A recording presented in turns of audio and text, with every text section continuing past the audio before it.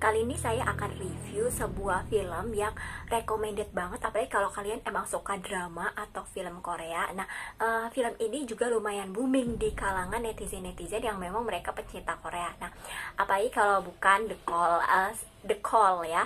Jadi saya baru aja nonton film ini, jadi baru bisa mereview dan kemudian merekomendasikan. Dan film ini benar-benar seru dan recommended banget. Jadi untuk pertama saya akan ceritain dulu sinopsisnya. Nah, sinopsisnya ini berawal dari seorang wanita bernama Seoyeon yang dia kembali ke kampung halamannya, pulang ke rumah lamanya, dan dia menemui ibunya di kampung halamannya. Ini ceritanya ada ibunya yang sakit, jadi dia mengunjungi ibunya.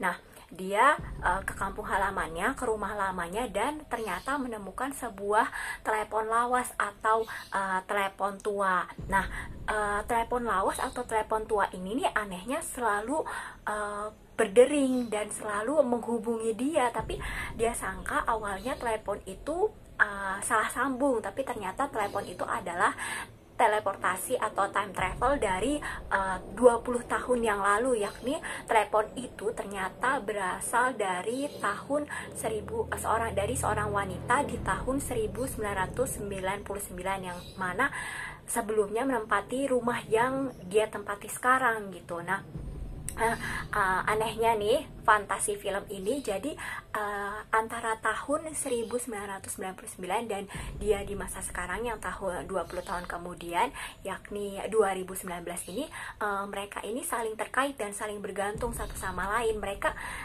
teleponan gitulah, kayak misalnya saya nih di tahun 2020 saat ini, tapi menerima telepon dari seseorang di masa lalu tahun 1999 gitu, dan mereka saling cerita di masa sekarang. Kalau di masa sekarang ini ada di internet, terus kemudian sosok seseorang di masa lalu itu heran, oh bener ya, internet itu apa? Internet bahkan kita bisa bisa belanja dari HP gitu ya kan. Lalu kemudian orang yang di masa lalu tersebut kaget, oh jadi di masa depan ada begitu. Jadi mereka tuh saling antara tahun 1999 dan 2000 ini, uniknya mereka tuh nyambung gitu. Jadi bukan cerita terpisah yang mana saya menceritakan saat ini kemudian menceritakan masa lalu begini lalu balik lagi ke masa sekarang. Enggak, jadi cerita masa lalu dan masa kini itu jadi satu, nyambung, dan ada keterkaitan antara satu dengan yang lainnya. Jadi bukan cerita yang terpisah. Mereka berdua akhirnya bersahabat, tapi setelah mereka bersahabat, si Seoyeon ini cerita kalau ternyata dia ayahnya sudah meninggal, dan meninggal karena sebuah ledakan gas di zaman yang dulu. Nah, si Seoyeon ini cerita ke Yongsuknya ini yang di tahun 1999.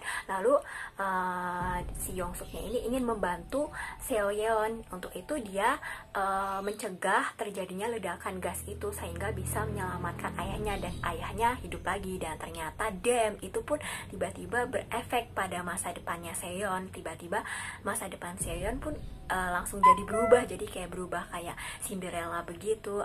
Dia yang tadinya wanita yang tidak terawat jadi lebih terawat, rumahnya dalam kondisi baik, dan tiba-tiba bapaknya yang awalnya diceritain gak ada, meninggal, tiba-tiba kemudian ada, dan dia masih ada dan hidup lagi. Kemudian akhirnya Seoyeon pun bisa hidup dengan sangat harmonis bersama keluarganya, bisa makan bareng, bisa liburan bareng, jalan-jalan bareng begitu.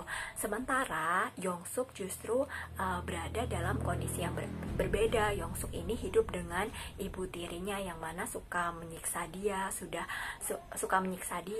ngasih dia mantra-mantra, suka ngasih dia jampe-jampe, suka ngasih makanan, tapi mungkin makanannya dirasa Yongsuk agak kurang enak, ditambah dengan kepribadian dari Yongsuk ini yang antisosial begitu kan. Nah, sebenarnya si ibunya dari Yongsuk ini memberikan Yongsuk mantra-mantra atau jampe-jampe itu karena ibunya memang bisa melihat masa depan dari Yongsuk nih agak kurang baik. Katanya dia akan membunuh beberapa jiwa, jadi dia akan membunuh banyak orang di masa depan gitu. Makanya si ibunya ini akhirnya berniat untuk membunuh Yongsuknya ini, tapi ternyata udah dibilangin terlebih dahulu. Jadi kan Seon merasa utang budi dong, utang budi karena dia udah menyelamatkan bapaknya, udah menghidupkan gitu bapaknya yang tadinya nggak ada terus tiba-tiba ada gitu ya kan. Nah, karena dia merasa berhutang budi, dikasih tahulah kalau hati-hati sama ibu kamu itu akan membunuh kamu begitu ya kan.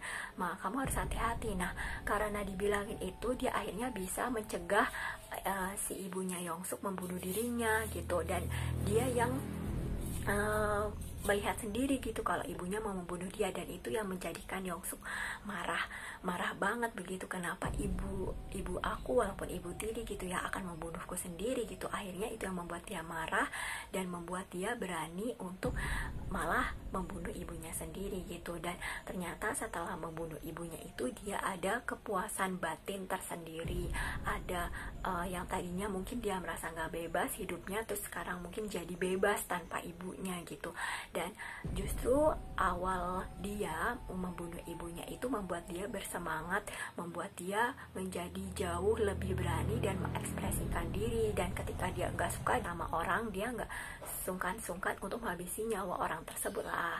Nah, mulailah dia kemudian menghabisi banyak nyawa, dan kemudian akhirnya dia bahkan bisa memburu temannya sendiri yang ditelepon, yang awalnya mereka saling temenan, yakni pada akhirnya dia akan memburu si Seonnya ini. Nah,